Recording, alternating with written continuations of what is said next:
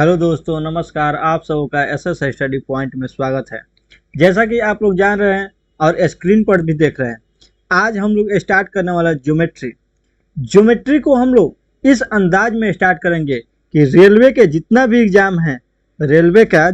Exam है जो आप ग्रुप डी या एनटीपीसी सीबीटी 2 जो हमारे सर पर है, उससे एक भी क्वेश्चन छूटने नहीं पाए, एक भी क्वेश्चन इस कॉन्सेप्ट के बाहर नहीं आएगा। आप मेरे ट्रिगो के वीडियो को देख लिए होंगे। अब हम लोग ज्योमेट्री में एकदम बिंदु वन से यानी बिंदु से स्टार्ट करेंगे। बिंदु क्या होता है, लाइन क्या होता है, किरण क्या होता है, रेखा खंड क्या होता है, कोण क्या होता है, त्रिभुज क्या होता है, उसके बाद चतुर्भुज क्या होता है, वृत्त क्या होता है, और सभी पॉइंट को एक एक करके पढ़ते हुए जाएंगे। बहुत ही शानदार और बहुत ही इजी तरीका से आप लोग ज्योमेट्री पढ़ लीजिएगा। देखिए, सबसे पहले पढ़ने से पहले हम एक कोट को देखते हैं। इंसान तब तक समझदार नहीं होता जब तक वह बड़ी बड़ी बातें करने लगता है। इंसान उस समय समझदार नहीं होता है जब वह बड़ी बड़ी बातें करने लगता है, बल्कि उस समय समझदार होता है जब वह छोटी छोटी बातों को समझने लगता है। ज्योमेट्री क्या है? बहुत ही इजी टॉपिक है। अगर आप कुछ इसके छोटे छोटे पॉइंट है जो अगर आप समझना शुरू कर दीजिएगा तो उस समय आपका ज्योमेट्री पर पकड़ बनेगा। और जब तक आप एडवांस मैथ से दूर भागिएगा, आप अगर सोचते हैं कि रेलवे में सिलेक्शन हो तो सिलेक्शन से आप दूर भाग रहे हैं, तो इसलिए सबसे पहले आपको एडवांस मैथ पर पकड़ बनाना होगा। जो ट्रिगो को हम वीडियो डाल चुके हैं वह अगर आप नहीं देखे हैं तो देखने का प्रयास कीजिएगा। अब आज हम लोग स्टार्ट करेंगे ज्योमेट्री। तो आइए देखते हैं ज्योमेट्री में हम सबसे पहले, जैसा कि मैं आपको बताया हूँ, सबसे पहले एकदम 0 पॉइंट से स्टार्ट कर रहे हैं। बिंदु क्या होता है? ज्योमेट्री में सबसे पहले हम स्टार्ट कर रहे हैं, बिंदु क्या होता है। तो बिंदु कलम की नोक की जो छोटा सा पॉइंट होता है उसी को बिंदु कहते हैं। इसका कोई बीमा नहीं होता है, इसमें कोई लंबाई है ना कोई चौड़ाई है, कुछ भी नहीं है, यानी इसका कोई बीमा नहीं होता है। अब बिंदु के बाद होता है रेखा। क्या होता है? पहले हम सभी बातों को आराम से समझ लेंगे, उसके बाद से क्वेश्चंस पढ़ाएंगे। जैसे हम लोग ट्रिगो में पहले कॉन्सेप्ट पढ़ें, उसी तरह आज भी हम लोग कॉन्सेप्ट पहले समझ ले रहे हैं। रेखा क्या होता है? तो रेखा जो होता है अनंत बिंदुओं को मिलाने वाली जो लाइन होता है, अनंत बिंदुओं के मिलने से जो लाइन की आकृति बनती है उसी को रेखा कहते हैं। रेखा जब आपको मालूम हो गया तो इसी में कुछ पॉइंट होता है किरण। तो जब देखिए, पहले रेखा हो गया तो रेखा खंड के बारे में हम लोग जानेंगे। रेखा खंड क्या होता है? परिभाषा लिखेंगे नहीं क्योंकि ये सब परिभाषा तो पूछेगा नहीं, हल्का सा आपको बताते चल रहा हूँ। रेखा खंड क्या होता है? तो दो बिंदुओं को मिलाने वाली अनंत रेखा है जिसका कोई लिमिट है, यानी इसका रेखा का कोई लिमिट नहीं होता है, लेकिन इसका लिमिट है कि इससे आगे नहीं है, तो इसको रेखा खंड कहेंगे। किरण होता है, इसके बाद होता है किरण जो होता है एक बिंदु से निकला हुआ लाइन जो अनंत तक जाए, यानी इधर इसका लिमिट है लेकिन यह अनंत तक जाए, उसको किरण कहते हैं। तो इस तरह से रेखा खंड, किरण, बिंदु आप समझ लिए हैं। कोण क्या होता है? जब किसी एक बिंदु से दो रेखाएं निकलता है, जब किसी एक बिंदु से दो किरण निकलती है तो इन दोनों किरणों के बीच का जो झुकाव होता है वही हमारा कोण होता है। इस तरह से आप समझ लिए। परिभाषा अगर आप लिखना चाहते हैं तो मेरे वीडियो को पॉज करके लिख सकते हैं। जब किसी एक बिंदु से दो किरण निकलता है और उन्हीं दो किरणों के बीच का जो झुकाव होता है, इन्हीं दो किरणों के जो बीच का यह झुकाव है, जैसे यहाँ पे जो झुकाव है थीटा, यही हमारा कोण है, आप जानते होइएगा। त्रिभुज क्या होता है? तो त्रिभुज के बारे में भी आप जानते हैं। 3 रेखाओं से घिरे हुए आकृति को त्रिभुज कहते हैं, जो एक दूसरे को तीनों बिंदुओं पर मिले। और उसके बाद से हम लोग पढ़ेंगे त्रिभुज का केंद्र, चतुर्भुज, वृत्त, इस तरह से पढ़ते हुए हम लोग चलेंगे। तो आइए नेक्स्ट स्लाइड पर आए तो सभी चीज को दिया हुआ है। बिंदु आप पढ़ लिए हैं। बिंदु क्या होता है? कलम की नोक की आकृति, जो छोटी सी आकृति होती है जिसका कोई बीमा नहीं होता है, बिंदु बीमाहीन होता है, उसको बिंदु कहते हैं। सरल रेखा समझ गए, जो अनंत बिंदुओं को मिलाने से जो रेखा का निर्माण होता है उसको सरल रेखा बोला जाता है। अनंत बिंदु, यहाँ पे बिंदुओं की संख्या अनंत है। रेखाखंड जब किसी दो निश्चित बिंदुओं के बीच वाला जो लाइन होता है उसको रेखाखंड कहते हैं। इसका लिमिट होता है, इसका कोई लिमिट नहीं होता है, इसका कोई लिमिट नहीं होता है। किरण क्या होता है आपको बता ही चुके हैं, एगो लिमिट वाला बिंदु को, और उससे आगे जितना दूर हम बढ़ाएं, यानी आगे पीछे इसका लिमिट है, आगे कहीं भी जा सकता है, उसको किरण कहते हैं। इसी के साथ आता है संरेख बिंदु। तो देखिए संरेख बिंदु दो या दो से अधिक बिंदु एक ही लाइन में हो, दो या दो से अधिक बिंदु एक ही लाइन में हो तो उसको संरेख बिंदु कहा जाता है। संरेख बिंदु भी समझ गए। आपको इस संरेख त्रिभुज में जो है तीन असंरेख बिंदु, और असंरेख बिंदु होता है जब कोई दो बिंदु संरेख यानी एक ही लाइन में हो और तीसरा बिंदु अलग हो तो असंरेख बिंदु। यानी अगर हम त्रिभुज का निर्माण करें, चतुर्भुज का निर्माण करें, तो उस सब कंडीशन में हमको असंरेख बिंदु की जरूरत पड़ेगा, और रेखा का निर्माण करें तो संरेख बिंदु की जरूरत पड़ेगा। इस सब पर हम ज्यादा समय नहीं लेना चाहते हैं, केवल आपको हल्का सा रूबरू करा देना चाहते हैं। नेक्स्ट देखते हैं, ये सब हम देख लिए। नेक्स्ट हम लोग देखेंगे रेखा के आखिर प्रकार कितना होता है। तो देखिए रेखा दो प्रकार के होता है, सरल रेखा, वक्र रेखा। सरल रेखा, वक्र रेखा। सरल रेखा जो समान हो, माने एकदम सीधे लाइन में जाए, उसको सरल रेखा कहते हैं। और वक्र रेखा जो तिरछा हो। वक्र रेखा से हम केवल वृत्त को पढ़ेंगे, और सरल रेखा के द्वारा ही हमारा त्रिभुज, चतुर्भुज इस सब का निर्माण होता है, समानांतर चतुर्भुज जितना भी होता है। अब देखिए रेखा तो दो प्रकार के हो गए, सरल रेखा, वक्र रेखा। अब सरल रेखा में भी कुछ हम लोग प्रकार को पढ़ेंगे, जैसे समानांतर रेखा। तो समानांतर रेखा उन दो रेखाओं को कहेंगे, समानांतर रेखा उन दो रेखाओं को कहेंगे जिसका कहीं मिलन पॉइंट नहीं हो, कहीं एक दूसरे जाकर मिले नहीं, और किसी भी बिंदु पर देखें तो दोनों के बीच की दूरी समान होता है, दोनों के बीच की दूरी समान होता है, उसको क्या कहते हैं, समानांतर रेखा। दो रेखाएं जिसका कोई भी मिलन पॉइंट नहीं हो, कोई भी मीटिंग पॉइंट नहीं हो, और हर जगह दोनों रेखाओं के बीच की जो दूरी है समान है, तो उस कंडीशन में हम समानांतर रेखा कहते हैं। प्रतिच्छेदी रेखा, ऐसा रेखा जो किसी एक बिंदु पर प्रतिच्छेद करे उसको प्रतिच्छेदी रेखा कहते हैं। लंबवत रेखा, ऐसा रेखा जो किसी दूसरे रेखा पर 90 डिग्री का कोण बनाए उसको लंबवत रेखा कहते हैं। इस तरह से आपको थोड़ा थोड़ा इस पर नॉलेज होना चाहिए। एक ही बिंदु पर अनेक प्रतिच्छेदी रेखा हो सकता है, एक ही बिंदु पर अनेक प्रतिच्छेदी रेखाएं हो सकता है। नेक्स्ट हम लोग देखेंगे, तो देखिए अब रेखा तो पढ़ लिए, कोण के बारे में हम आपको बता दिए हैं। अब देखिए पहले हम आपको बता दें, कोण भी आपको बता दिया गया है। एंगल, एंगल के बारे में बता दिया क्या, एक ही बिंदु से जब दो किरण निकले, एक ही बिंदु से दो किरण निकले और इन दोनों किरणों के बीच का जो झुकाव होता है उसको कोण कहा जाता है। अब कोण कितने प्रकार के होते हैं उसके बारे में समझेंगे। देखिए कोण वैसे 6 प्रकार के होता है, लेकिन आपको मेन और मेन यहाँ 4 तक पढ़ना है, लेकिन जैसे जैसे हम आप कॉन्सेप्ट हल्का हल्का देते जा रहा हूँ ताकि आपको कुछ ऐसा नहीं लगे कुछ छूटा है। इस सबसे क्वेश्चन पूछता नहीं है, अब कुछ क्वेश्चन आने वाला संभावना है, इसका कॉन्सेप्ट का जरूरत है। रेखा बिंदु क्या होता है ये सब आप जान गए, उससे कोई लेना देना भी नहीं है।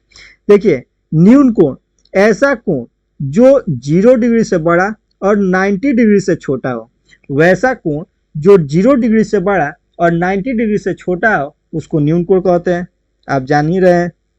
वैसा कोण जो 0 डिग्री से बड़ा और 90 डिग्री से छोटा हो, यानी यह तो हमारा 90 डिग्री हो गया, लेकिन इसके बीच में यह जितना कोण बने 99 डिग्री, 99.5 डिग्री, इतना डिग्री, इतना डिग्री, ये टोटल क्या है, न्यून कोण है।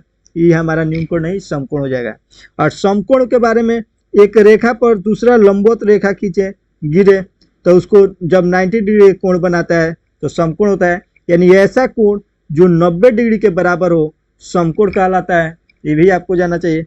अधिक कोण, वैसा कोण जो 90 डिग्री से अधिक हो, वैसा कोण, यहाँ पे तो हमारा 90 डिग्री हो जाएगा, यहाँ पे 90 डिग्री हो जाएगा, लेकिन 90 डिग्री से अधिक कोण, अधिक का कोण को हम लोग अधिक कोण कहते हैं।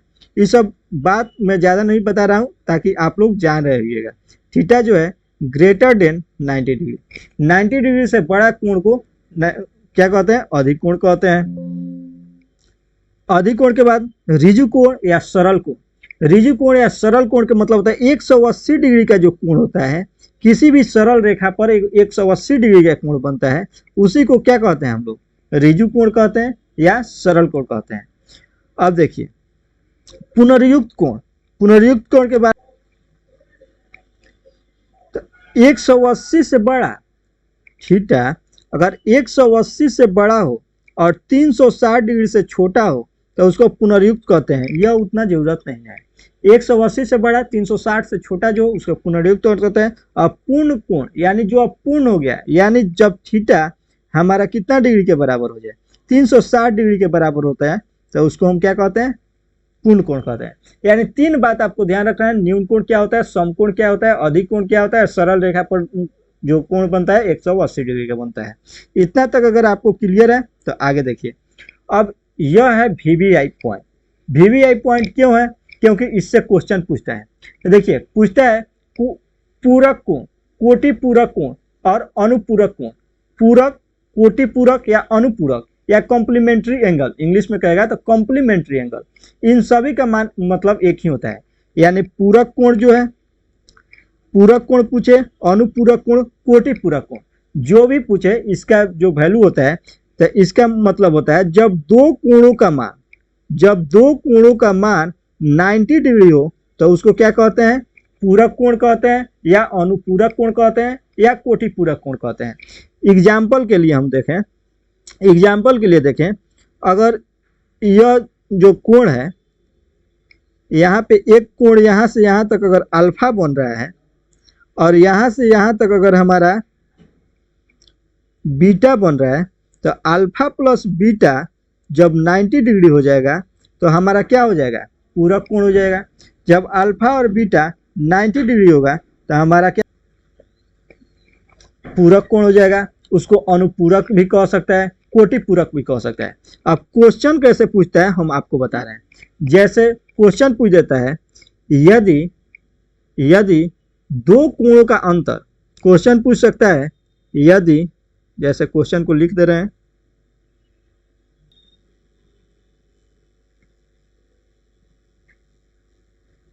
क्वेश्चन पूछ देगा यदि दो कोणों का अंतर 30 डिग्री है और दोनों कोण आपस में पूरक कोण है, चाहे अनुपूरक भी दे सकता है, तो प्रत्येक कोण का मान ज्ञात कीजिए।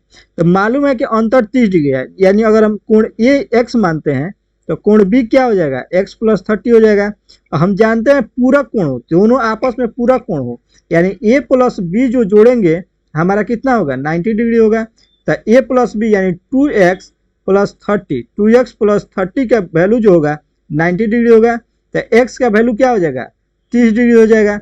जब x का वैल्यू 30 डिग्री हो जाएगा, कोण a बराबर 30 डिग्री हो जाएगा, इसी तरह कोण b भी हमारा 30 डिग्री हो जाएगा।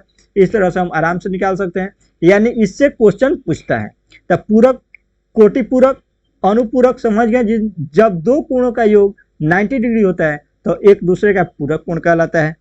नेक्स्ट हम देख लेते हैं समपूरक कोण। तो जब दो कोणों का योग 180 डिग्री होता है, जब ए और बी दो कोण है और जब इनका योग 180 डिग्री होगा तो यह क्या कहलाएगा, समपूरक कोण कहलाएगा। एग्जाम्पल में आप लिख सकते हैं, पूछेगा यदि दो कोणों का अंतर 70 डिग्री है, यदि दो कोण का अंतर, दो कोण का अंतर 70 डिग्री है तथा दोनों कोण आपस में संपूरक है या रिजुपूरक है, तथा आपस में कोण संपूरक है, कोण समपूरक है, तो मान ज्ञात करना है किसका, तो a प्लस बी, ए और बी का वैल्यू निकालना है।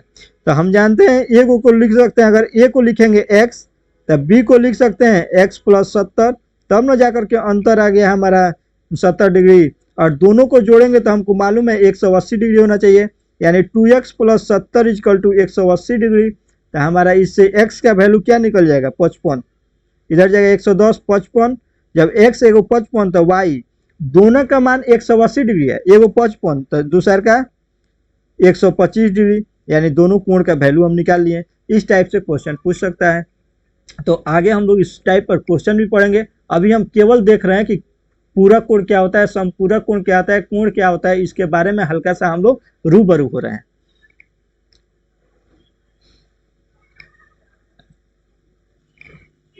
तो देखिए अभी तक तो आप लोग क्या क्या पढ़े, आप लोग पढ़ लिए हैं कोण के बारे में। अगर पढ़ें तो न्यून कोण पढ़ लिए, समकोण क्या होता है, अधिक कोण क्या होता है, ऋजु कोण, पुनर्युक्त कोण, पूर्ण कोण क्या होता है, पूरक कोण क्या होता है, अनुपूरक कोण क्या होता है, समपूरक कोण क्या होता है।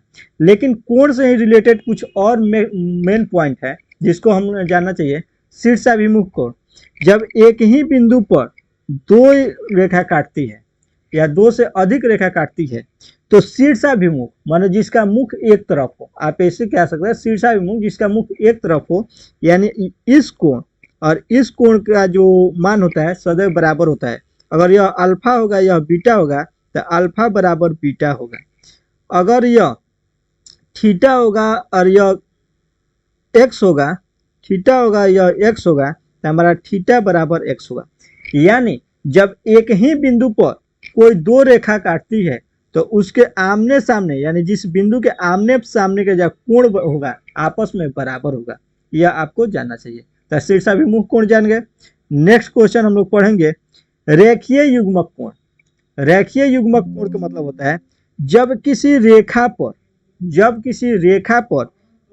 जितना भी कोण बनाया जाए, जब किसी रेखा पर कितना भी कोण बना लिया जाए उन सभी, जैसे यहाँ पे थीटा है, यहाँ पे अल्फा है, यहाँ पे गामा है, यहाँ पे अगर फाई है, यहाँ पे डेल्टा है, चाहे एक्स है, तो टोटल का योग जो होगा 180 डिग्री होगा। Theta plus alpha plus gamma plus phi plus x, total का योग 180 डिग्री। यानी एगो सरल रेखा हो उस पर जो कोण बनते हैं उन दोनों कोणों का योग 180 डिग्री होता है, उसी को हम लोग कहते हैं रेखीय युग्मक कोण। इस तरह से आपको यह भी क्लियर हो गया होगा। नेक्स्ट और सबसे वीवीआई पॉइंट होता है, यह आपके लिए सबसे वीवीआई है, सबसे वीवीआई, इसको नोट करके लिखिएगा। जब दो को समानांतर रेखा ए बी और सी डी, जब दो समानांतर रेखा को कोई तीसरी रेखा काटती है या प्रतिच्छेद करती है, जैसे पी क्यू इसको काट रहा है, तो जो कोण बन रहा है हमारा 1 2 3 4 5 6 7 8 वो जो कोण बन रहा है इसका कुछ प्रॉपर्टी होता है। इस प्रॉपर्टी पर हमारा क्वेश्चन भी पूछता है, इसको जानना बहुत जरूरी है। तो देखिए क्या क्या होता है। संगत कोण, संगत माने क्या होता है, संहतिया।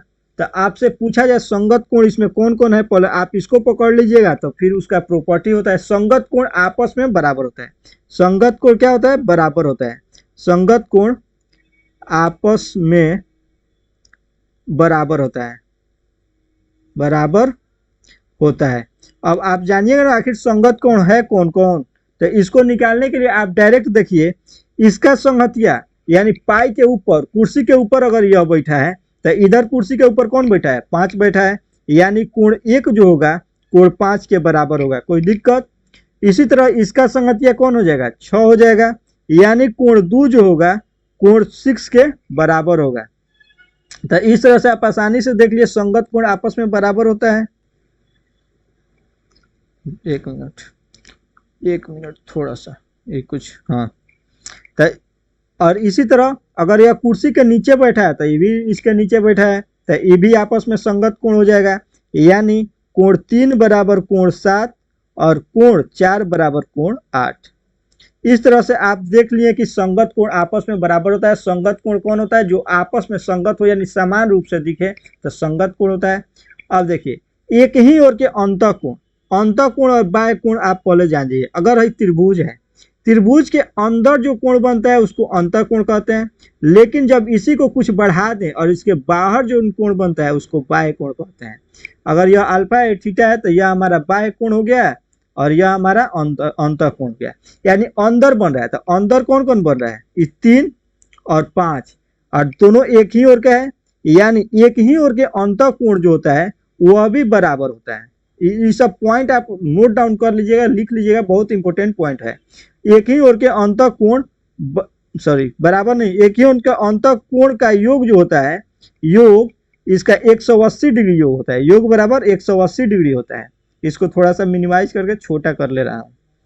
हाँ,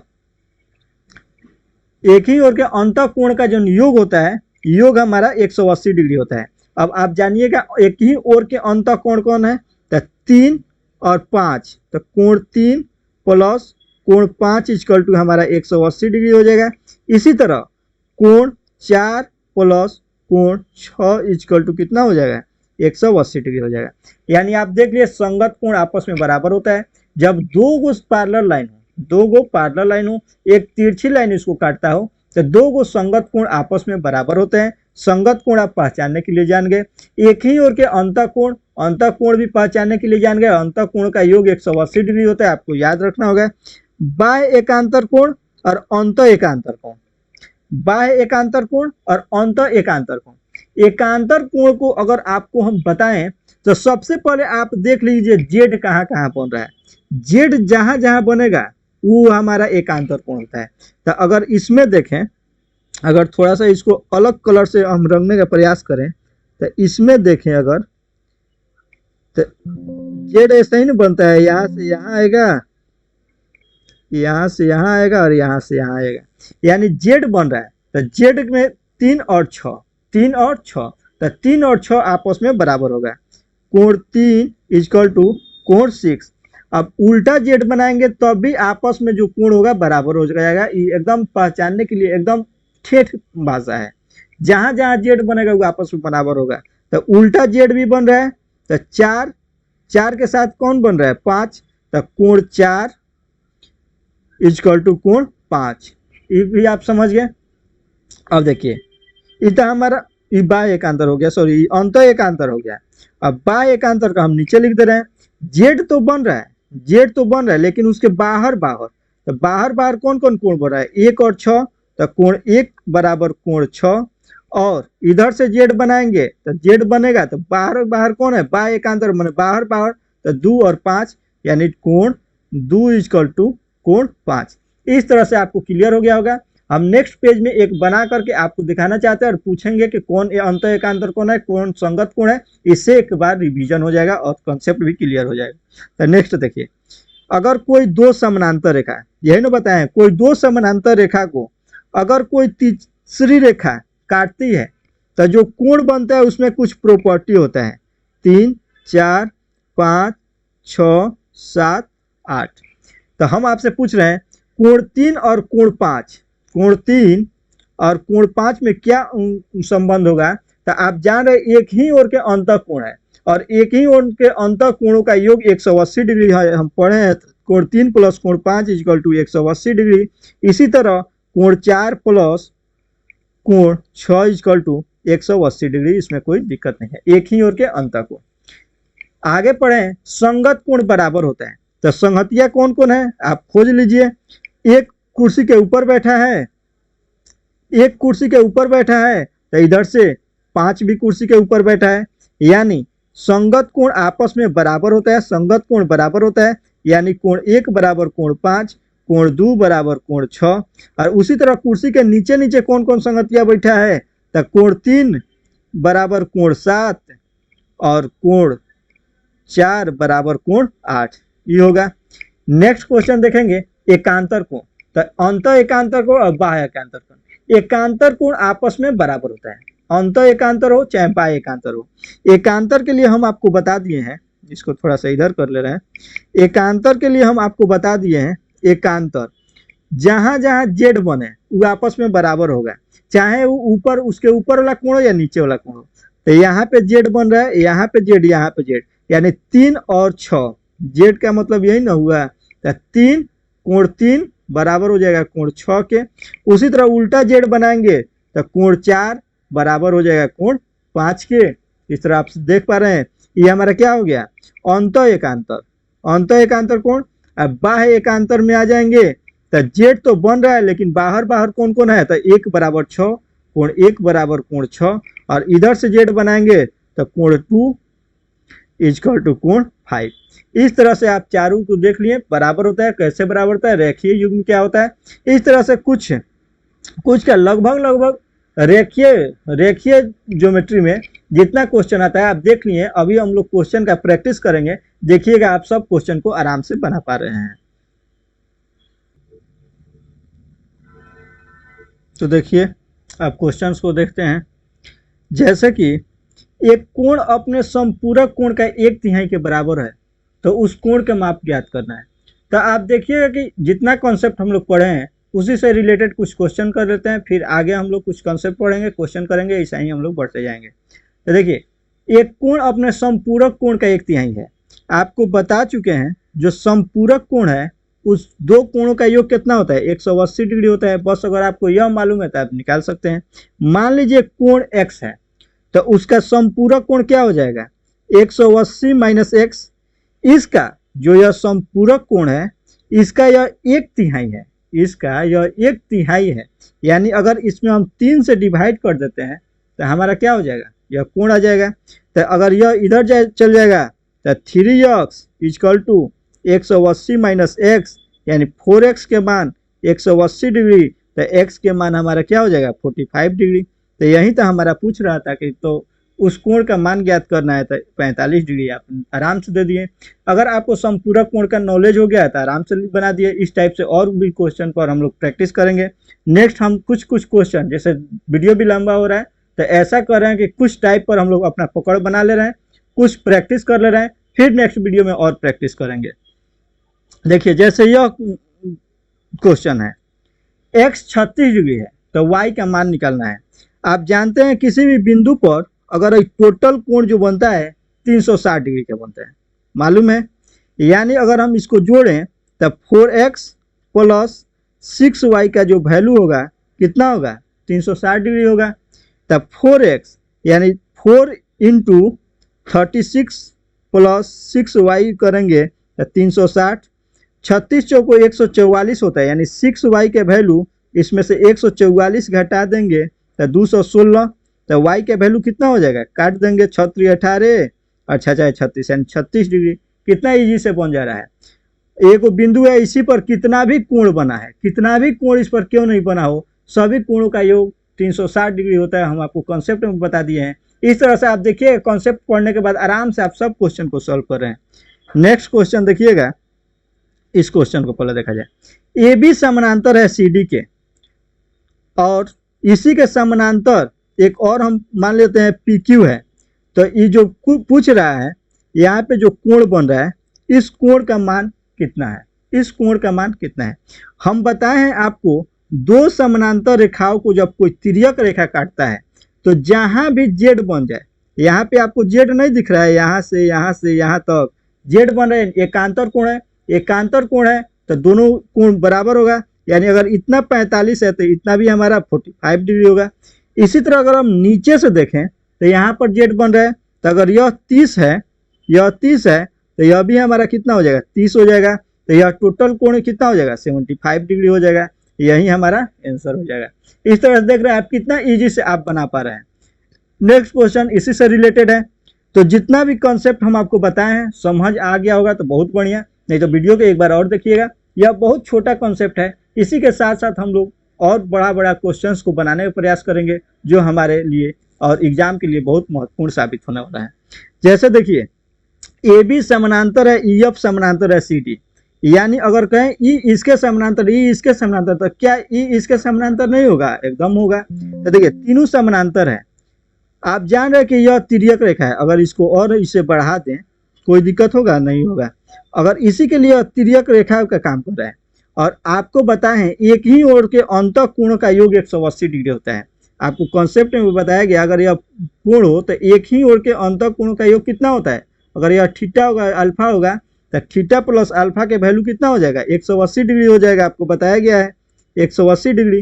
तो अगर यह 112 डिग्री है, अगर यह 112 डिग्री है तो हमारा 180 यानी 12 8 20 60 80 यानी यहाँ पे 68 डिग्री होगा। उसी तरह अगर हम नीचे देखें तो यह 108 डिग्री है, तो यह हमारा कितना 72 डिग्री हो जाएगा। तो टोटल इस पर कितना कोण बन जाएगा, तो 68 72 7 76 यानी 140 डिग्री, वही हमारा आंसर हो जाएगा। इस तरह से हम लोग देख रहे हैं आप कॉन्सेप्ट पढ़ने के बाद कितना आसानी से बना पा रहे हैं। तो आपको अगर यह वीडियो अच्छा लगा हो तो अपने दोस्तों के बीच शेयर कीजिएगा। ज्योमेट्री को हम लोग इस तरह पढ़ेंगे। अभी तो आज बहुत बेसिक क्लास था, इसके बाद त्रिभुज पढ़ेंगे, चतुर्भुज पढ़ेंगे, ट्रायंगल के जितना केंद्र होता है वो सब पढ़ेंगे। यानी ज्योमेट्री से आपको जो भी डर है, सब डर को इस वीडियो के माध्यम से आपको निकाला जाएगा। तो अगर आपको ज्योमेट्री पर पकड़ बनाना है तो रेगुलर वेज में मेरे वीडियो को देखिएगा, आपको निश्चित ही फायदा होने वाला है। और यह वीडियो को अपने दोस्तों के बीच शेयर करने का प्रयास जरूर कीजिएगा, ताकि मैं भी मोटिवेट हो सकूं कि इतना लोग मेरे वीडियो को देख रहे हैं तो ज़्यादा से ज़्यादा कंटेंट आप लोगों के सामने लाने का प्रयास कर सकूं। इसी के साथ मैं इस वीडियो को समाप्त कर रहा हूं। फिर नेक्स्ट वीडियो में हम लोग मिलते हैं। जय हिंद,